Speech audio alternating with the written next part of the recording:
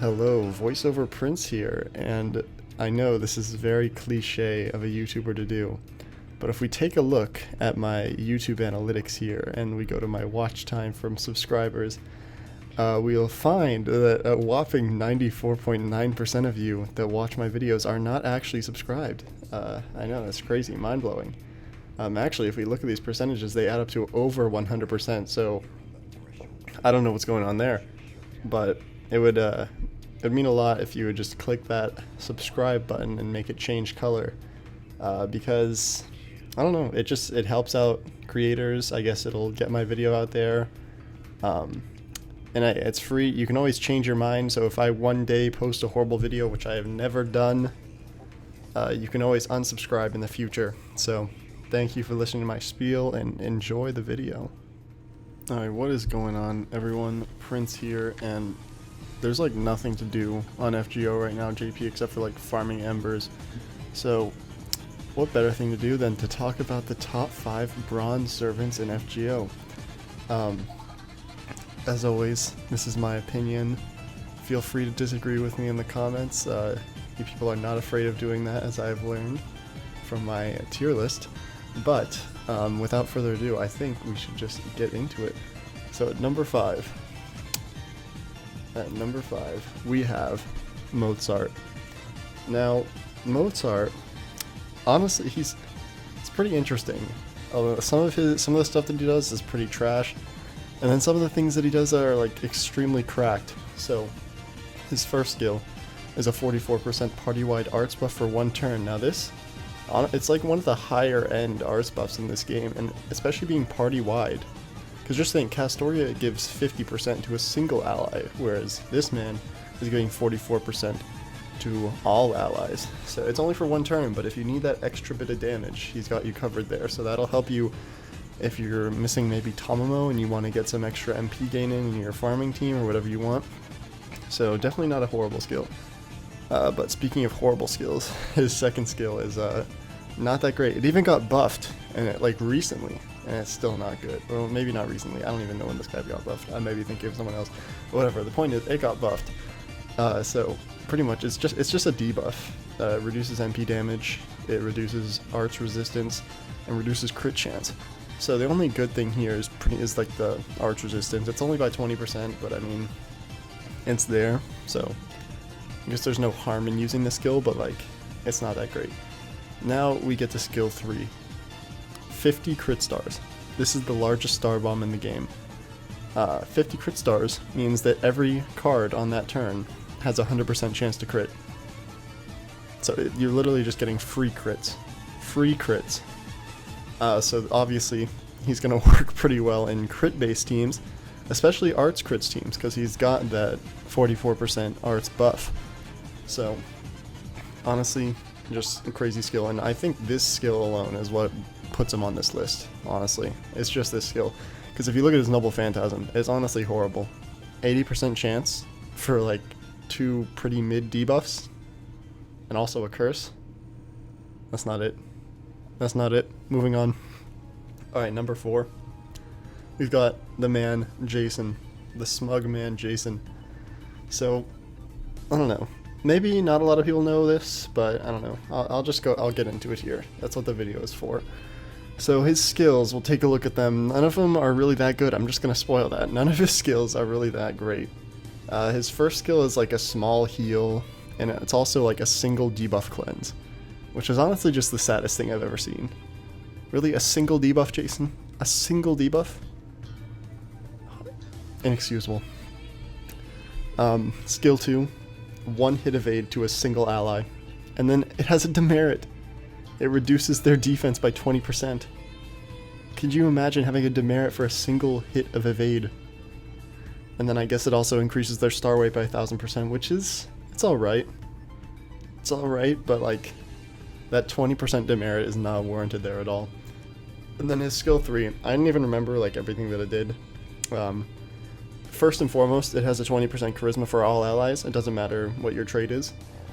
And then it has a bunch of niche buffs for Argo related allies. So this is gonna be Medialily, Herc, all those guys, the squad. and it's like NP charge, like crit damage, attack, all those different things, but you're not going to be running Jason as an Argo support. You're just not. You're going to be running him as a farmer. You can see he has an AoE Arts MP. This guy was the farming saber before Muramasa. So he actually loops very, very well. If you've got Castoria, he's going to serve you well. This is a bronze servant list, so a lot of you are probably going to be watching this for free-to-play options.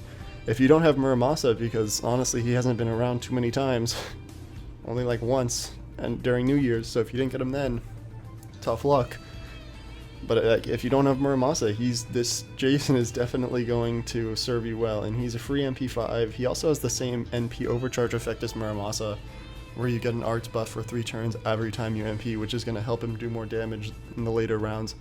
His biggest downfall is that he's a 1-star, so he doesn't do that much damage, but if you are going to want to invest in him, it wouldn't be a horrible idea just to get his attack number a little bit higher. So that was number 4. We're going to move in to number 3. Hans Christian Andersen. You all knew he was going to be on this list somewhere. Not only is he one of the best bronze servants in the game, he's one of the best support servants in this game. And he's a 2-star. He is a 2-star. So, unlike most of the servants on this list so far, Hans' skills are actually very, very good. Skill 1 is a 40% party-wide crit buff for 3 turns, so that's already pretty good. He's going to work amazingly on a crit team. All of his skills are pretty much going to help servants crit. Except for his second skill, which we'll talk about now.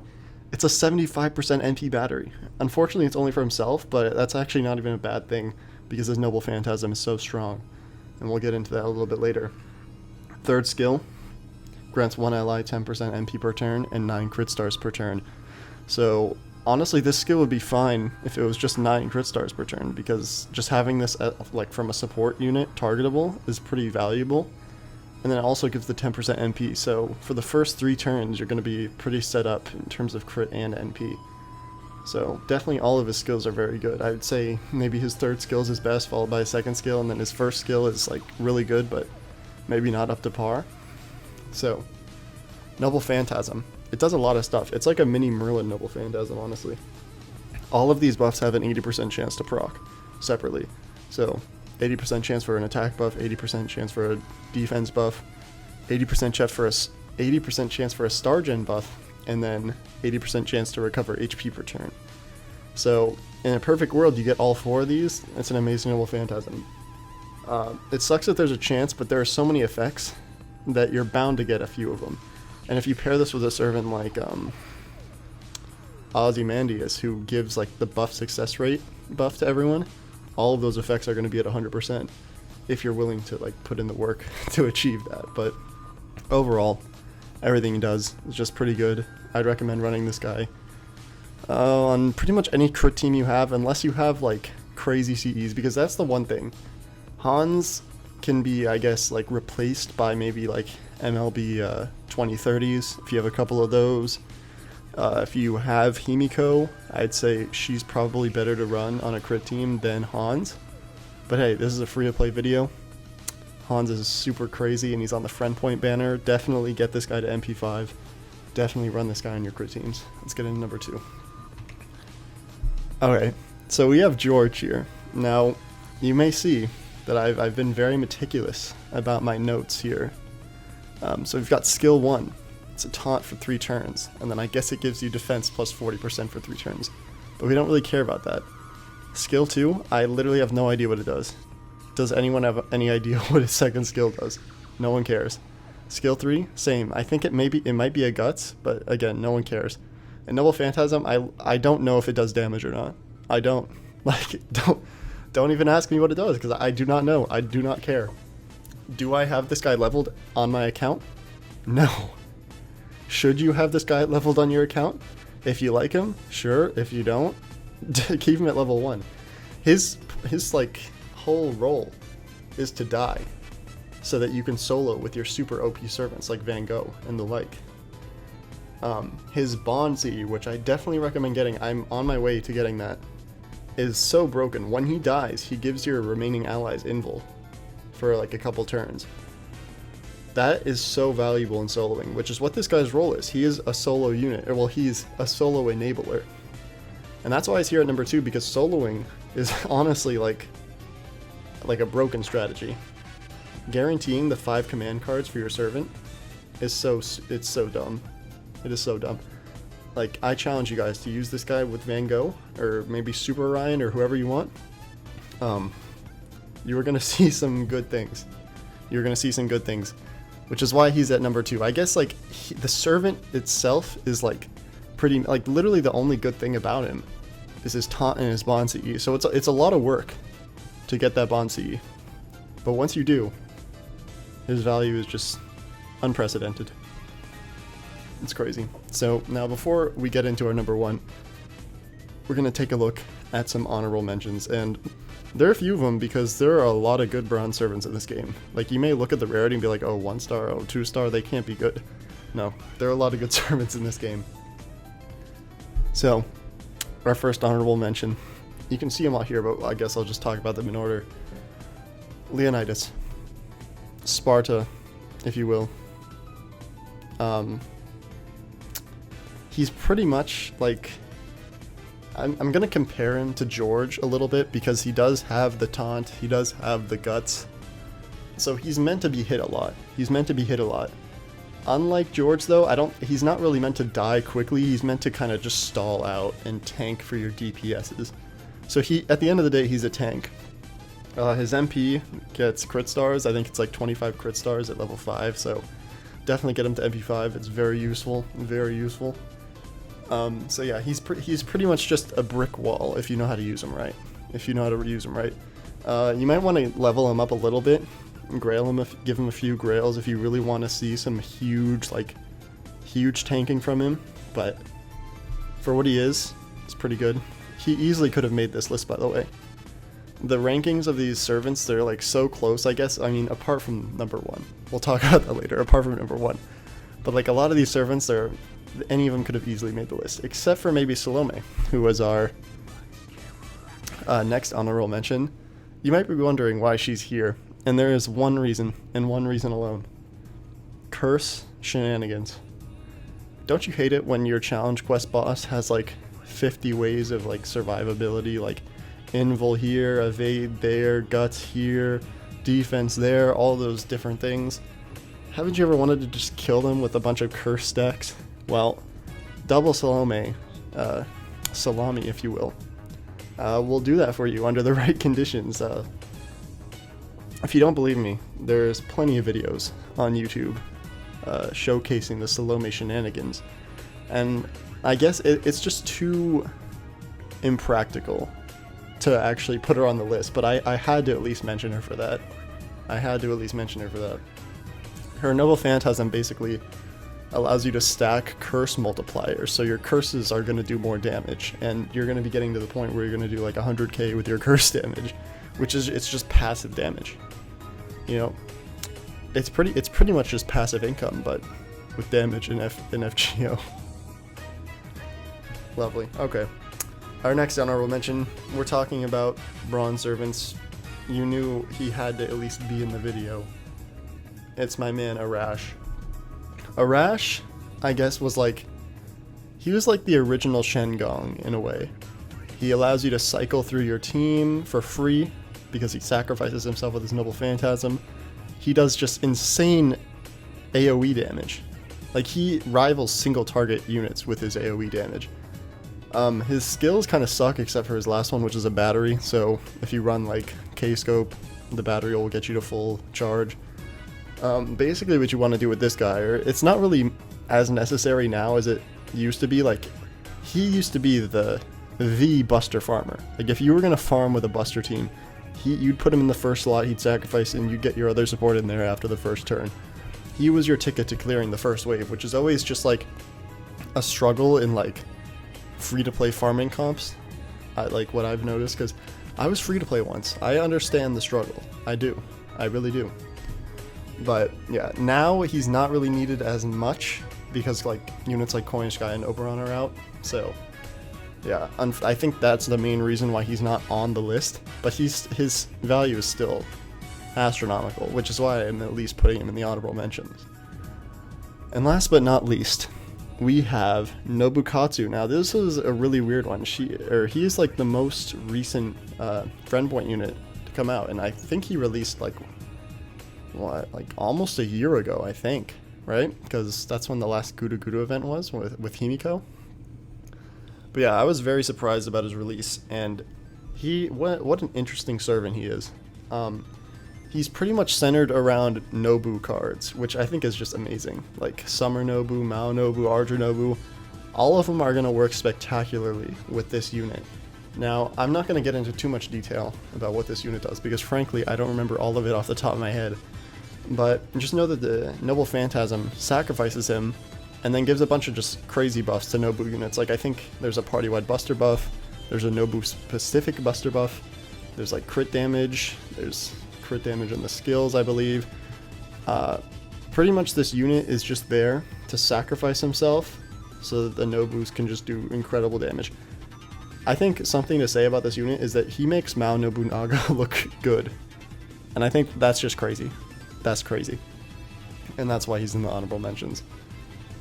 Okay, now, before we get into number one, any guesses? I want to see some guesses in the comments. I don't know if no one's ever going to expect this. No one is ever going to expect this totally unbiased ranking. Without further ado, let's get in to number one. We have the boy Shen Gong. Now, I have his skills here. Do we care about his skills? Maybe we care about one of them. But that's not why we love Shen Gong here. We love Shen Gong because he's like the hardest hitting unit in the game. Don't fact check me on that. Just believe me on that one. It's probably true, right? It might be true. Shen Gong, he's got a taunt. This is actually so I was talking about George, and his value is to enable solo units. Shen Gong, I would argue, is actually better at enabling solo units than George is, even though that's like George's entire thing. That's all George is good for. That's like one of the many things Shen Gong can do. Shen Gong, so the solo strategy for him is you have him in the third slot, you have your solo in the second slot, and then you have maybe like a support unit in the first slot or something. So what you'll do is you'll use the taunt on Shen Gong, get his Noble Phantasm, turn 1 with like a K-scope or something, use the NP, which will sacrifice the unit in the first slot. Since this Shen Gong will be at level 1, it's not going to kill. Well, sometimes it does, actually. I've been in situations where if like the first wave is like assassins, level 1 Shen Gong might kill them. And I think that just speaks volumes about this servant, honestly. But hopefully they don't die, and then they will attack the Shen Gong, killing him, and then there you'll be left with your solo servant. So just the fact that he can enable solo already is just a huge plus. His second skill is basically Waver's skill, except it's like one tiny step below it. It's pretty much the same thing. And also it's got the battery, it's got the defense, it's got the damage resistance or whatever it is, damage cut. And then his third skill is literally just Merlin's third skill, but for berserkers only. So he works well with Lu Bu, which I guess is cool thematically. And now we get to his Noble Phantasm, which is just ludicrous. Absolutely ludicrous. So not only is it an AoE arts with single target modifier, it has the single target modifier on it for arts, and it's AoE. But its overcharge effect is even more damage. It's not like trait specific damage, it's not attack, it's not any of those things, it's NP, it's Noble Phantasm damage. Like, it's literally just like the damage multiplier. So you will be in scenarios, and they're my favorite team comp, which utilizes Himiko. You can get Shen Gong to overcharge 5, and he's gonna be out damaging like every freaking arts DPS in this game. It's just that easy. He can loop if you're a whale. Well, actually, he can loop if you're not a whale, if you just have like a bunch of those CEs that like give you NP upon death. So like if you have a bunch of those, you can get him to loop. But if you're a whale and you have every support in the game, he can definitely loop. And yeah, there's really not much more to say.